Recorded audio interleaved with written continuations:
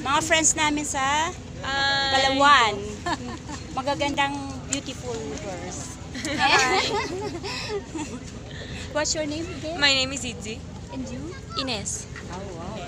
Mga beautiful ladies. Nasa katamtamang age. Mga beautiful. Kasama ang aking daughter, na mahiyain. Shy, my daughter, shy.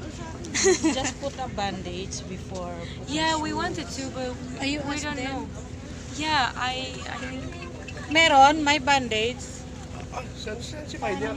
Nagkaroon sila ng scratch sa motorcycle ride. Kaya nagkaroon sila ng accident sa paa. Nagkaroon sila ng bruises.